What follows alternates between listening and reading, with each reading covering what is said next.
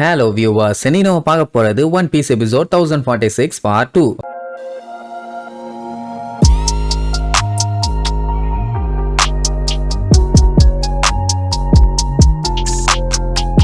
Open பண்ணா ஜோரோவும் சஞ்சியும் போன பாட்டுல வெறித்தனமா சண்டை நின்னாங்கல்ல. ஜோரோவை அந்த டைம் பேக் சைட்ல இருந்து பார்க்கும்போது நம்ம யோகரோக்கு இதுக்கு முன்னாடியே இவன மாதிரி ஒரு வீரமான சாமுராய் ஒருத்தன் இருந்தான், அவன மாதிரியே இருக்குதாமா. அது யாரு என்னன்னு கேட்டீங்கன்னா ஷாக் ஆயிருவீங்க. இப்ப சொல்ல மாட்டாங்க, போக போக சொல்லுவாங்க. சரி, இப்ப பயலுக சண்டைக்கு வெறித்தனமா ரெடியா நின்னுட்டு இருக்கானுங்க. அப்ப என்ன பண்ணும், அவனுக்குள்ளேயே அவனுக்கு மாத்தி மாத்தி அடிச்சுக்கணும். அதை ஒன்னா வேடிக்கை பார்க்கணும், இல்லன்னா மிச்சம் யாராச்சும் இருந்தாங்கன்னா அவங்க கிட்ட சண்டைக்கு போகணும். அதை விட்டுட்டு ஜோரோவை போட்டு தள்ளிலான்னு ஒருத்தன் கண்ணை வச்சு ஓரமா உட்காந்து எய்ம் பண்ணிட்டு இருப்பான். நல்ல வேலை கவர்மெண்ட் சோதை பார்த்துட்டான். கோப்பம் அவனே ஓரமா உட்காந்து வேடிக்கை பார்க்கறத விட்டுட்டு குறுக்க பூந்து குட்டையை குழப்பலான்னு பாக்குறியான்னு ஒரே போடு. உடனே யோகரம் பார்த்துட்டு பாராட்டி தள்ளுவாரு. அந்த டைம் கூட இருக்க ரெண்டு பேரு அவங்க ஆளுங்க மட்டும் ஹெல்ப் பண்ண வருவாங்களா, வாங்க நம்மளும் போய் ஹெல்ப் பண்ணுவோம். அப்ப அவங்க ஈஸியா ஜெயிச்சிருவாங்கல்லன்னு சொன்னா செப்பல்ஸ்ல அடிப்பேன். இந்த சண்டையில அவனுக்கு ஹெல்ப் பண்ணணும்னு மட்டும் எவனும் யோசிச்சு கூட பாத்துறாதீங்க. நான் இது அவனுங்களோட சண்டைன்னு சொன்னா என்ன பாஸ் நீங்க எப்படி பேசுறீங்க, அவனுக்கு சண்டை போடுறது லீடு பெர்ஃபார்மன்ஸ் கூட, அவனுங்க ஒன்னும் சாதாரண ஆளுங்க இல்ல. நம்ம எல்லாம் ஒன்னா சேர்ந்து சண்டை போட்டா ஒண்ணுக்கு வேணா நீங்க போலாண்டா, வேற ஒண்ணும் பண்ண முடியாதுன்னா இல்ல அவனை ஜெயிச்சிடலாம்னு சொன்னோம். இந்த டைம்ல அவனுங்க சண்டை போடும் போது யாரா இருந்தாலும் அவங்க குறுக்க போகவே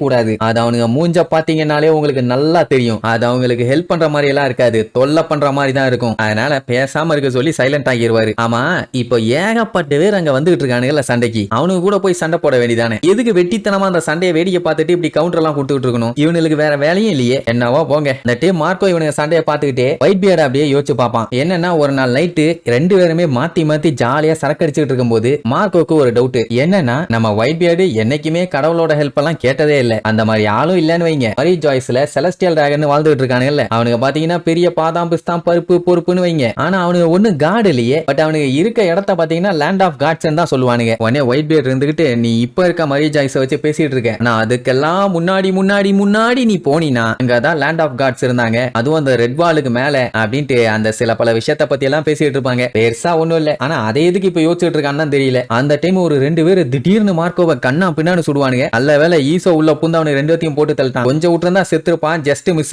ஏன்டா அறிவு கட்டவனே, அங்க ரெண்டு பேரும் இந்நேரம் மூஞ்சல கோலம் போட்டு விட்டுருப்பானுங்க. தூங்கிட்டியா, நம்ம இருக்கிறது போர்ல, இப்படி போர் அடிச்ச மாதிரிலாம் உட்கார கூடாதுன்னு திட்டவனே. நீ ஹெல்ப் பண்ண வருவேன் தான் நான் வெயிட் பண்ணிட்டு இருந்தேன், அதான் வந்துட்டு இல்லப்பா. எப்ப பார்த்தாலும் இப்படி நெக்குலா ஒரு பேச்சு மட்டும். சரி, முதல்ல உன்னைய சேஃபா ஒரு இடத்துக்கு கூட்டு போறேன்னு தூக்கிட்டு ஓடுவானா. அந்த டைம் எப்பா உனக்கு கடவுள் நம்பிக்கை இருக்கான்னு கேட்பான். என்னடா நம்ம ஒயிட் பியர்டு குடிபோதையில புலம்புற மாதிரி புலம்பிட்டு இருக்கேன்னு சொல்லிட்டு தூக்கிட்டு ஓடுவான். சரி, இப்ப பேக் டு தி ட்ராக், நம்மளோட விஷயத்துக்கு வருவோம். குயின் பார்த்துட்டு என்னப்பா ரொம்ப முக்கியமான அட்டாக் பண்ணீங்க போல, உங்க அட்டாக் எல்லாம் எங்க மேல ஒர்க் அவுட்டே ஆகல. ஏன்னா நாங்க யாரு என்னன்னே உங்களுக்கு தெரியலையே. நாங்க தான்டா லீடு பெர்ஃபார்மர்ஸ், நாங்க மொத்தம் 3 பேரு. அதுல ஜாக்கு, அடுத்து கிங்கு, அப்புறம் நான் தான்டா குயின். நாங்க தான்டா கைடோவோட பெரிய கலாமிட்டிஸே, எங்களை யாராலையுமே தோக்கடிக்க முடியாது, அவரை ப்ரொடெக்ட் பண்றதா எங்களுடைய முழு நேர வேலை அப்படின்ட்டு கண்ணா பின்னான்னு கண்ணை வச்சு சொல்லுவான். அந்த டைம் சஞ்சிக்கு பாத்தீங்கன்னா லைட்டா முட்டி பெயின் ஆகும். என்னடான்னு கேட்டா இதுக்கு முன்னாடி 3 டைம் அவனோட ரைடு சூட்டை போட்டிருந்தால, அதுக்கு அப்புறத்துல இருந்து இப்படித்தான் கொஞ்சம் ஆகுதுங்கிற மாதிரி சொல்லுவான். உடனே ஜோரோ அப்படின்னா போய் ரெஸ்ட் எடு, தேவையில்லாம குறுக்க வந்து எனக்கு தொல்லை கொடுக்காதங்கிற மாதிரி திட்டுவான். அதாவது உனக்கு ஒன்னும் ஆயிர வேண்டாம், நீ போய் ரெஸ்ட் எடுன்னு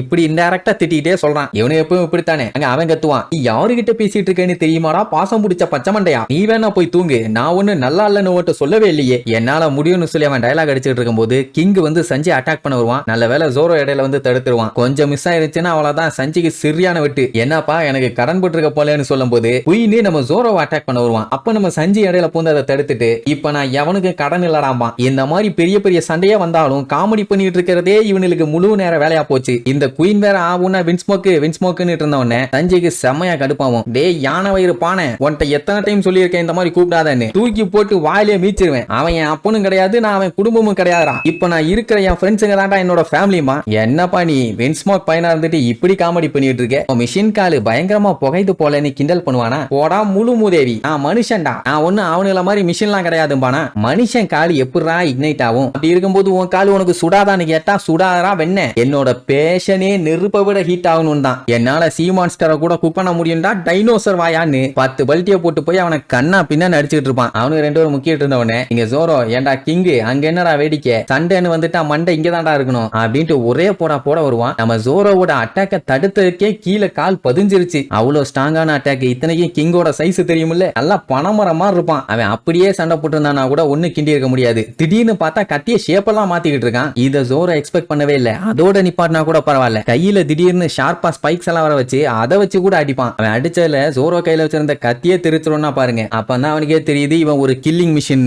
மொத்தத்துல ஜோரோ இவன் ஸ்வாட்ஸ்மேன்னு தப்பா நினைச்சிட்டான். ஏன் கண்ணா இந்த மாதிரிலாம் ஸ்வாட்ஸ்மேன் யூஸ் பண்ண மாட்டாங்களான்னு கேட்டா, போடா கருப்பு காக்கா, நீ எல்லாம் ஸ்வாட்ஸ்மேன் வெளியில சொல்லாத, நேக்கு பத்திட்டு வருது, சண்டை முடிட்டுமா அவனே, உனக்கு தொண்டையிலே மிதிக்கிறேன், என்ன சொல்றேன்னு உனக்கு புரியலையா, நான் என்னைக்கும் தோத்தது இல்ல, உன்கிட்ட தோக்க மாட்டேன்னு சொல்லுவான். அப்ப அவன் என்மா ஸ்வாட வச்சு மாசா போஸ்ட் கொடுக்கறத பார்த்த உடனே யோகரோக்கு ஷாக் ஆயிரும். இந்த ஸ்வாட் எப்படி இவங்கிட்ட வந்துச்சுன்னு. அப்பதான் கவர்மெண்ட்ஸ் வந்து மேட்டர் சொல்லுவான். ஹியோரி தான் இந்த என்மாவை அவனுக்கு கொடுத்தாங்க, நான் எவ்வளவோ வேண்டாம் வேண்டாம்னு சொன்னேன், ஆனா கேட்கவே இல்லை. அண்ட் அவளை ஸ்டாப் பண்ண முடியாததுக்கு இன்னொரு ரீசன் என்னன்னா, இந்த ஷுசுங்கிற ஸ்வாடு பாத்தீங்கன்னா நம்ம ஜோரோ வச்சிருந்தான். அது வந்து லேண்ட் ஆஃப் ஆனோவுக்கு ரொம்ப ரொம்ப முக்கியமான ஸ்வாடு. கிட்டத்தட்ட அந்த லேண்ட் ஆஃப் ஆனோவோட கடவுளாவே பாக்குறாங்க. இப்படி இருக்கும்போது தொலைஞ்சு போனது இவன் கை மூலியமா இங்க வந்திருக்குது. அதை வாங்கிட்டு இவன் என்மா ஸ்வாட கொடுத்துட்டா. அவ எப்படியும் அவ்வளவு பவர்ஃபுல்லான ஸ்வாடை யூஸ் பண்ண போறது இல்ல. அண்ட் அது மட்டும் இல்லாம அதை ஹேண்டில் பண்ற அளவுக்கு இந்த லேண்ட் ஆஃப் ஆனோலயே ஆள் இல்ல. ஜோரோவை பாத்தீங்கன்னா அவ கூடவே இருந்து அப்சர்வ் பண்ணியிருக்கான். அவளுக்கு நல்லாவே தெரியும் அவன் எந்த அளவுக்கு பவர்ஃபுல்லான ஆளுன்னு.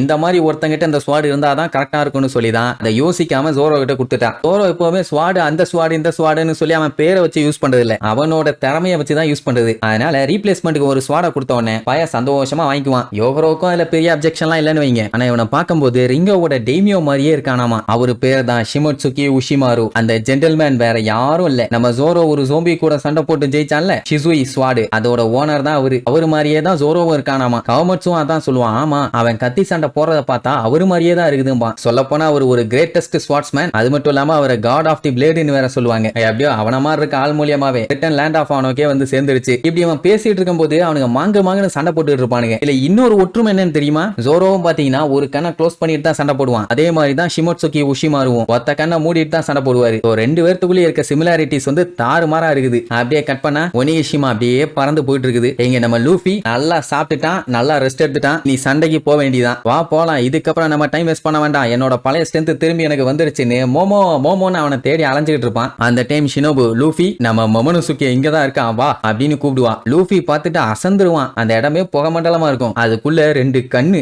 செவன்னு பயங்கரமா மின்னும். ஓலாமா மொமோனோசுகே அப்படின்னு சிரிச்சுக்கிட்டே நம்ம பைய கிளம்ப ரெடி ஆயிட்டான். சரி, இதுக்கப்புறம் நம்ம பைய போய் சேர்ந்ததுக்கு அப்புறம் சண்டை எப்படி தாறுமாறா தெரிக்க போகுதுன்னு அடுத்தடுத்த எபிசோட்ல பார்க்கலாம். டாடா.